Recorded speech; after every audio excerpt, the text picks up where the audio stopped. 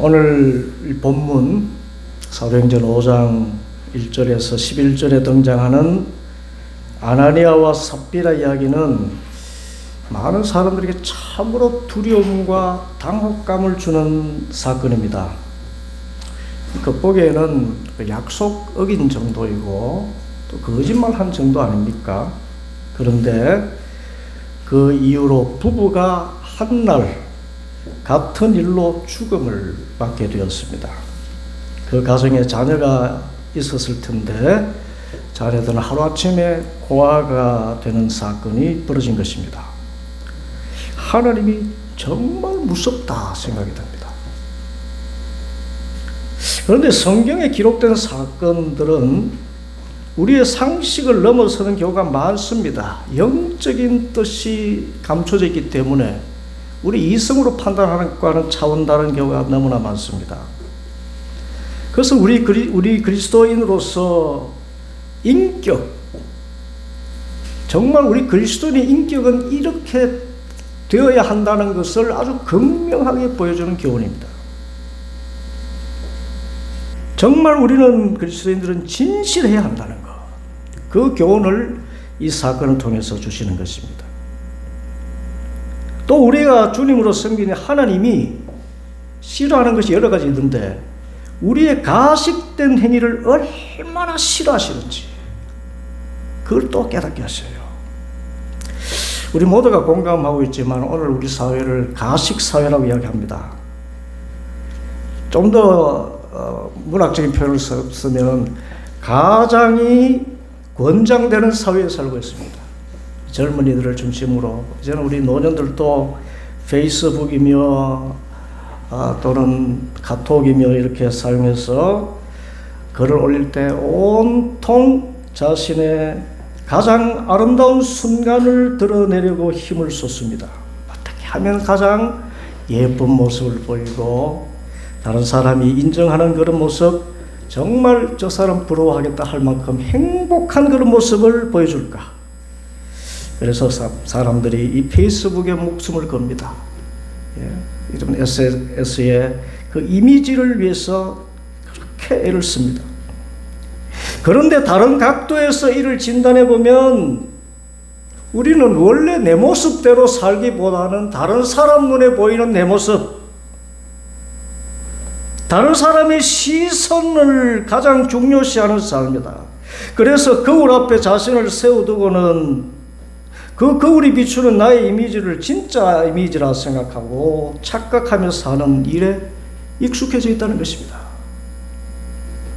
이런 의미에서 프랑스의 철학자 보드리아르라는 사람이 말하기를 지금 우리가 사는 시대는 진짜보다 더 진짜 같은 가짜가 지배하는 세상이다. 우리는 실제의 내 모습은 잃어버린 채 그럴듯하게 꾸며진 다른 사람이 보기 좋은 모습으로 치장한 그것에 목숨 걸고 있다는 것입니다. 이런 의미에서 오늘 본문에 등장하는 아나니아와 삽비라 부부의 이야기도 이 가식의 늪에 빠진 그 인간이 맞이하는 영적인 파국을 보여줍니다. 특별히 신앙인으로서 가식되게 살아가면 어떤 결과가 주어지느냐, 그것을 보여주는 사건입니다. 이분들이 왜 죽어야만 했을까요? 단순히 돈을 아까워해서 그럴까요? 아니면 베드로의 그 권위에 도전해서 그럴까요? 그런데 영적인 눈으로 이 사건을 들어보면 이 사건은 우리 신앙인들은 결코 세상의 가식의 늪에 빠지지 않아야 되겠다는 것과 하나님 앞에서 나의 있는 모습 그대로 설 수 있어야 한다는 교훈을 줍니다. 우리는 세상 사람의 시선을 중심으로 사는 것이 아니라 하나님의 시선을 의식하며 살아야 된다는 것. 하나님이 나를 어떻게 보시는가가 중요하지 사람이 나를 보는 게 중요한 게 아니라는 것입니다. 그런데 하나님이 원하시는 것은 나의 모습 이대로를 진실되게 보여주는 것입니다. 그것이 죄된 모습이든 좀 다듬어진 모습이든 주님 앞에 설 때는 우리는 정말 가식을 벗고 진실하게 서야 된다는 것입니다. 그러면 아나니아와 삽비라가 빠진 가식의 늪은 어떤 것입니까? 먼저 오늘 본문 앞에 있는 사도행전 4장 32절 이하의 말씀 보면은 이 초대교회가 정말 아름다운 모습을 갖추었던 것이 증거되고 있습니다.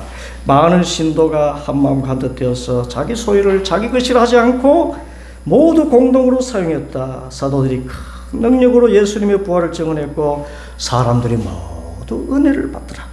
그들 가운데 가난한 사람이 한 사람도 없어서 땅이나 집을 가진 사람은 그것을 팔아서 그 판돈을 가져다가 사도들의 발 앞에 놓고 각 사람에게 필요에 따라 나누어 주었다. 그 가운데 레위 사람이요 사도들에게 바나바 위로의 아들이라는 별명을 받은 요셉이 자기가 가지고 있는 밭을 팔아서 그 돈을 가져다가 사도들의 발 앞에 놓았다. 누가 사도들의 발 앞에 밭을 판 값을 놓았다고요? 바나바입니다. 바나바라는 사람이 자신의 밭을 팔아서 사도들의 발 앞에 아낌없이 놓았습니다. 그러자 공동체가 그를 깊이 존경했습니다. 온 교회가 정말 바나바의 그 헌신에 감사하며 박수를 보냈습니다. 그런데 이 존경이 문제였습니다. 왜냐하면 초대교회 당시 그리스 로마 사회는 그 핵심 가치가 명예와 수치였어요. 명예를 잃으면 모든 것을 잃는 것이고 명예를 얻으면 은금보화보다 더 귀한 것을 얻는다고 생각했습니다. 가장 수준 높은 가치가 명예였어요. 그런데 이런 명예 가운데 어떤 부유한 사람이 정말 어떤 공동체에 기부하는 그것은 정말 그 당시 사회에서 명예와 권력을 동시에 얻는 수단이었습니다. 이런 의미에서 아나니아와 삽비라가 빠진 가식의 늪은 명예욕이라는 늪이었습니다. 이분들은 바나바가 얻은 그 영적인 권위와 교회의 존경을 부러워했습니다.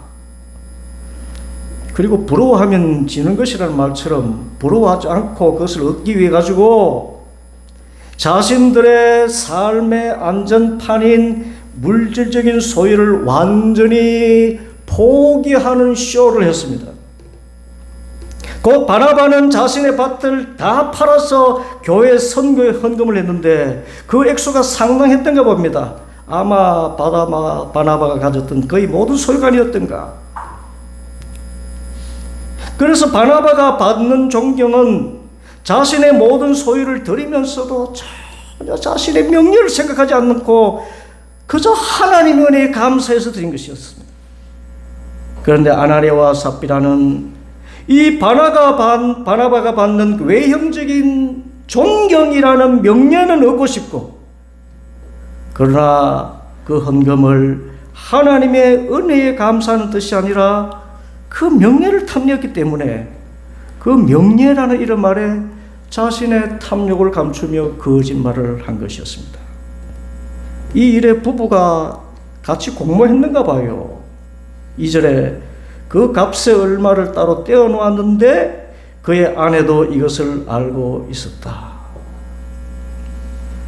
그런데 이 떼어 놓았다라고 번역된 헬라어를 보면은 그것은 그냥 물건을 그냥 숨겨 놓는 것이 아니라 횡령하다, 가로채다라는 범죄의 뜻을 가지고 있습니다. 여호수아 7장의 사건과 비교되는 그런 단어입니다. 아간이 여리고성을 함락할 때 전리품을 훔치지요. 그때 쓰인 단어가 바로 이 노스피조마이라는 헬라어의 히브리어에 해당되는 것입니다. 이것은 하나님께 드리기로 서원한 것을 어긴 것으로서 범죄 행위의 흠임을 나타내는 것, 그것을 표현한 것입니다. 그런데 정말 안타까운 것은 초대 교회의 공동 물건 통용은 사유재산을 포기하는 게 아니었습니다. 베드로의 말처럼 아나니아와 삽비라의 땅은 팔기 전에도 자기 것이고 판 후에도 그들의 것이었어요. 소유는 자신의 것인데 내어놓을 따름입니다. 소유권이 다 교회로 가는 것이 아니고 소유권이 자신에게 있지만 그것을 다른 사람을 위해서 나누는 기부 행위와 같은 것이었습니다. 이런 뜻에서 아나니아와 삽비라의 죄는 일부만 바치면서 전부를 바친 척해서 사회적인 명예를 얻기 위해서 헌금마저 자기 목적을 이루는 수단으로 삼으려 했다는 것입니다. 곧 거룩한 교회 안으로 세속적인 위선적인 명예 게임을 들어오려 한 것이었습니다. 세속적인 명예를 얻기 위해 가지고 거룩한 헌금 행위를 모욕한 것입니다. 그래서 베드로가 엄하게 꾸짖습니다. 3절 그때 베드로가 이렇게 말하였다. 아나니아야 들으라. 어찌하여 그대의 마음이 사탄에게 홀렸어. 명예욕이라는 것 자체가 사탄입니다. 그대가 성령을 속이고 땅값에 얼마를 몰래 떼어놓았어. 그 땅은 팔리기 전에도 그대의 것이 아니어서 또 팔린 뒤에도 그대 마음대로 할 수 있는 그냥 기부행위에 불과하지 않은 것이었어. 그런데 어찌하여 이런 일을 할 마음을 먹었어. 그대는 사람을 속인 것이 아니라 누구를 속였다? 하나님을 속인 것이요. 아나니아와 삽비라는 교회를 또 하나님을 자신의 명예를 더 높일 수단으로 삼았던 것입니다. 하나님과 성령님마저 자신의 명예를 세워줄 도구로 전락시킨 것입니다. 성경은 분명히 적어납니다. 갈라디아서 6장 7절 스스로 속이지 말라. 하나님은 업신여김을 받지 아니하시나니 사람이 무엇으로 심든지 그대로 거두리라. 탐심의 결국은, 탐욕의 결국은 사망이지요. 그런데 그대로 거둔다라는 이 갈라디아서의 말씀은요, 우리가 생각하는 1:1 보상이 아닙니다. 헌금의 일부를 떼놨으면은 그 떼놓은 만큼 다시 갖다 드리면 되는 이런 정도가 아니고요. 스스로 속이는 행위, 이것은 하나님께 드리는 것이다 하면서 자신의 명예를 위한 가식적인 행동이기 때문에 결국은 하나님을 업신여기는 행위가 되고, 하나님을 업신여기는 사람은 무엇을 심든지 그대로 거두는데, 그대로가 무엇입니까? 여러분, 하나님을 업신여기고 그 결과가 무엇일까요? 사망입니다. 그래서 갈라디아서 6장 7절 세 번역으로 읽으면 자기를 속이지 마십시오. 하나님은 조롱받지 않습니다. 사람은 무엇을 심든지 심은 대로 거둘 것입니다.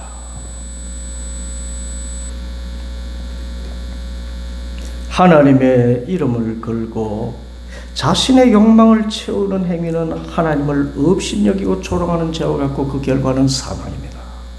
영적인 사망이에요. 중요한 것은 이렇게 하나님 앞에서 하나님께 한 약속을 내 욕심에 따라서 얼마든지 깨뜨리는 사람의 죄성이 지금도 우리 안에 있다는 것입니다. 제가 이런 말씀을 드리면 제가 언제 그랬어요? 라고 말하실 분들이 많을 것입니다. 그런데 위선을 뜻하는 그리스어 히포크리테스의 뜻은 가면을 쓰고 연기하는 배우입니다. 곧 아나니아와 삽비라처럼 그 가식적인 행위가 하나님을 업신여기는 그런 행위 자체는 그런 하나님의 약속을 어기는 일을 하지 않았다 해도 그 예수님 당시에 여러분 바리새인들 기억하시죠?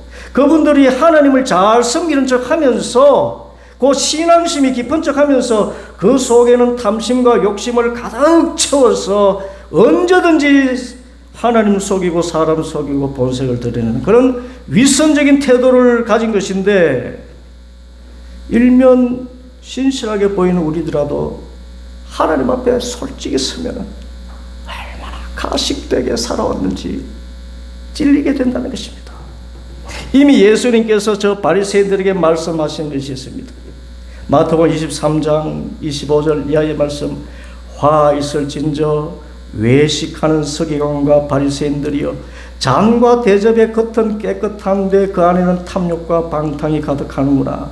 눈먼 바리새인아, 너는 먼저 안을 깨끗이 해라. 그러면 겉도 깨끗하지 않겠니? 화 있을진저 외식하는 서기관과 바리새인들아, 회칠한 무덤 같으니 겉은 아름다운데 그 안에는 죽은 사람의 뼈와 모든 더러운 것이 가득하구나. 뱀들아, 독사의 새끼들아, 너희가 어떻게 지옥의 판결을 피하겠느냐? 이처럼 너희도 겉으로는 사람에게 옳게 보이되 안으로는 외식과 불법이 가득하도다. 그러므로 의인 아벨의 피로부터 성전과 제단 사이에서 너희가 죽인 바라국의 아들 사가랴의 피까지 땅 위에서 흘린 모든 의로운 피가 다 너에게로 돌아가리라. 내가 진실로 너에게 이르노니 이것이 다 이 세대에게 돌아가리라. 죽는다는 것입니다. 여러분, 예수님이 이렇게 엄청난 말씀을 하셨어요. 위선하는 사람들은 속에는 탐심을 가지고 있으면서 신앙적으로 그렇다게 포장하면서 겉과 속이 다른 신앙 행태, 거짓되고 가식적인 행태하는 사람은 아벨을 죽인 자 가인의 최후가 어떻게 됐습니까? 사망 아닙니까? 가인의 후손. 그 결과처럼 이 피가 너에게 다 돌아가리라. 어마어마한 저주의 심판의 말씀을 예수님이 하셨어요. 예수님이 우리는 사랑으로만 기억하고 다 덮어줄 것 같은데 이 위선적인 신앙 행태에 대해서, 거짓에 대해서, 탐욕에 대해서만큼은 이렇게 엄중하게 경고를 하셨어요. 그래서 우리는 사람 앞이나 하나님 앞에서, 특별히 하나님 앞에서만큼은 가면을 벗고 내 모습 그대로 주님 앞에 서야 됩니다. 주님, 제 안에 욕심이 있습니다. 제 안에 미워하는 마음이 있습니다. 그런데 자기는 그런 마음 전혀 없는 것처럼 안에서 막 미워하는 것 가득 차 있으면서도 하나님 앞에 섰을 때, 주여, 저 바리새인들처럼 저는 일주일에 3번씩 금식하고 근처와 박하와 해양에 11조를 드리는 이런 경건한 삶을 살게 하시니 감사합니다. 내 자식들이 앞길이 잘 되게 하시니 감사합니다. 이렇게 그 포장할 때 이거 하나님은 정말 역겨워하신다는 것입니다. 그래서 우리는 거짓을 기뻐하지 않으시는 하나님 앞에서 정말 있는 모습 그대로 주님 앞에 설 수 있어야 됩니다. 이것을 기독교 실존주의 철학자 키르케고르가 표현했습니다. 사람은 일생에 한 번은 고독한 단독자로서 하나님 앞에 설 수 있어야 됩니다. 이 키르케고르는요, 세상 사람들의 그 말의 홍수 속에서 그리스도인은 자기 정체성을 분명히 가지고 신앙생활을 해야 되는데 이렇게 말했습니다. 군중은 거짓이다. 다수가 믿는다고 해서 그것이 진리가 되는 것이 아니다. 진리는 오직 거대한 군중 속에서 빠져나와서 오롯이 단독자로서 하나님 앞에 정직하게 서 있는 개인에게서 비로소 시작된다. 여기서 고독한 단독자라는 말이 나왔습니다. 곧 하나님을 믿는다는 것, 우리가 신앙인으로 산다는 것은 하나님 앞에서 단독자로 서는 것입니다. 더 구체적으로 말하면 이 하나님 앞에 단독자는 사람의 박수 소리에 흔들리지 않고 오직 하나님의 불꽃 같은 눈앞에 자신을 벌거벗은 진실함으로 서는 자를 뜻합니다.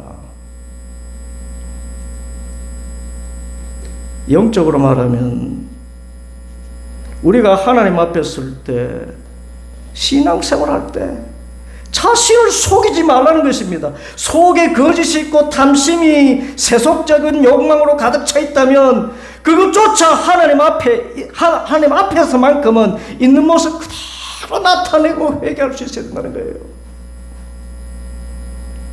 하나님, 저 거룩하게 살아가야 될 신앙인인데도 제게 탐심이 있네요. 마음이 미움이 있고 명료욕과 죄의 소욕이 가득 차 있습니다. 지금까지 사람들은 이렇게 아닌 척 했지만 주님 앞에 서니 제 마음이 찔립니다. 주님이 연약한 자를 불쌍히 여겨주시고 제 안에 정직한 영을 새롭게 하여 주시옵소서. 그리고 혹 죄를 범했다면 뻔뻔하게 하나님 앞에 서지 말고, 주님, 제가 명령력에 불타서 하나님을 속이고 주의 종을 속였습니다. 주님, 그러지 않도록 제 마음에 회개의 영을 허락하여 주옵소서. 있는 모습 그대로, 죄 지은 모습 그대로를 진실하고 솔직하게 아뢰는 바, 이 세상은 나를 정죄하든지 칭찬하든지 상관없고, 세상의 시선이 어떠하든지 군중의 박수가 갈채가 어떠하든지 다 외면하고 전적으로 온전히 하나님 앞에서 벌거벗은 존재로 하나님의 책망도 달게 듣고, 그런데 예수님의 십자가 사랑 안에서 얼마든지 용서하시는 주님의 사랑을 또 생각하면서 날마다 새로워지는 그리스도인으로 살아가는 것, 이것이 고독한 단독자로서 하나님 앞에 서는 것입니다.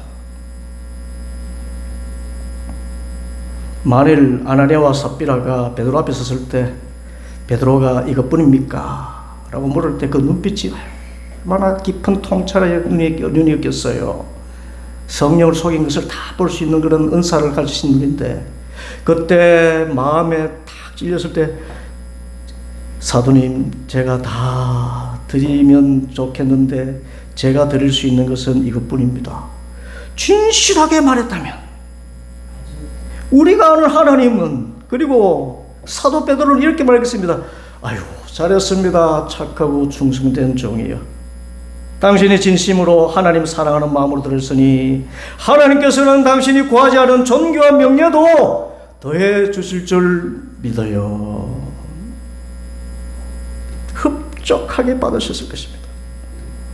그리고 더 나아가서 베드로가 3절 말씀, 아나니아는 들으라, 어찌하여 그대의 마음이 사탄에 홀려서 그대가 성령을 속이고 땅값의 얼마를 몰래 떼어놓았는가 물었을 때 그 자리에서 석구대자고, 오 주님, 저 죄인입니다. 제 욕심이 제 눈을 흐리겠습니다. 주님, 이 죄를 용서해 주옵소서 라고 기도했다면, 그리고 이후에 삽비라가 왔을 때 베드로가 8절 말씀처럼 묻지요. 그대들이 판 땅값이 이것뿐이요? 어디 말해보시오 했을 때, 예, 그것뿐입니다 하지 않고, 아이고 주님, 잘못했습니다. 제가 어찌 하나님을 속이겠습니까? 저의 거짓을 용서하여 주옵소서라고 회개했다면, 하나님은 분명히 하나님 앞에서 진실하게 자신의 죄를 인정한 그 고독한 단독자에게 용서의 큰 은혜를 주시고, 이후에 그가 더욱 영적으로 성장해서 초대교회에서 보시오, 저 바라바 같고 아나니아와 삽비라 같은 믿음에 부유한 자들이 되시오, 그런 칭찬을 받았을 것입니다. 그러므로 우리가 신앙생활할 때 사람 눈 먼저 보지 말고 누구의 눈을 먼저 보라? 하나님의 시선을 먼저 의식하시기 바랍니다. 하나님을 두려워할 줄 알아야 돼요. 11절, 온 교회와 이 사건을 듣는 사람들은 모두 크게 두려워하였다. 뭘 두려워했겠습니까? 하나님을 두려워한 거예요. 거짓이 없인 하나님은 거짓을 기뻐하지 않는다. 혹 죄를 범하였을 때도 저는 죄인입니다, 솔직하게 말하면 다 용서해 주시는데 그건 못하니까 죽었다는 거 아닙니까? 사람을 속여서도 안 되지만 하나님은 절대로 속여서는 안 되는 것이, 하나님은 거짓이 없기 때문에 요만한 티끌 같은 거짓도 다 알고 계시고 우리가 기도할 때 그것을 깨닫게 하셔요. 특별히 하나님을, 내 욕망을 채우려는 그런 가식된 행위로서 하나님을 기만하는 것, 여러분 이거 바로 죽어요. 바로 죽습니다.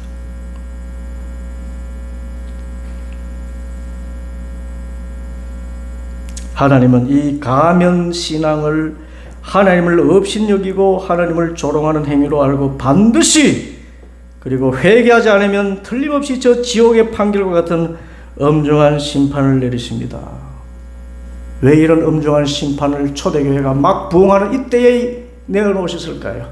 왜 교회가 막 서로 유무상통하는 그런 은혜로운 분위기가 되었을 때 이 무서운 심판의 사건을 보여주셨을까요? 그만큼 거룩한 공동체, 이 사랑에도 거짓이 없는 사랑으로 교회가 되어야 된다는 것입니다.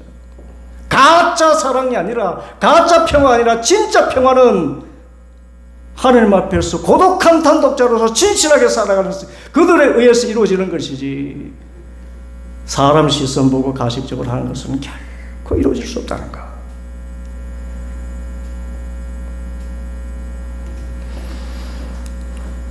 가식적으로 살면요, 그 결과는 영적으로 죽습니다.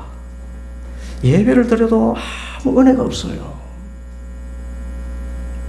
신앙생활에도 즐거움이 없습니다. 말씀을 들어도 깨달음이 없어요. 기도를 해도 답답하고 낭망하게 됩니다. 산송장 같은 삶이에요. 기억하십시오. 어떻게 오늘 본문이 이 주가정교회에서 마지막 예배 처소에서 드리는 마지막 예배에 이 본문이 주어졌는데,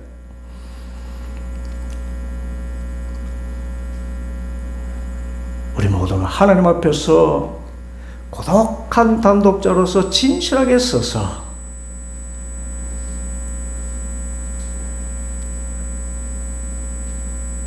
하나님은요, 기억하십시오. 우리의 완전함을 요구하지 않으시고 진실함을 요구하는 것입니다. 하나님 앞에서 고독한 단독자로 서는 것입니다. 남은 인생 하나님 앞에 진실하고 정직한 고독한 단독자로 서서 바나바와 같이 세상 모든 욕망으로부터 벗어나고 또 하나님께 주시는 거룩한 명예, 아름다운 존경을 받으며 살아가는 복 있는 성도들 다 되기를 간절히 소원합니다. 기도하겠습니다.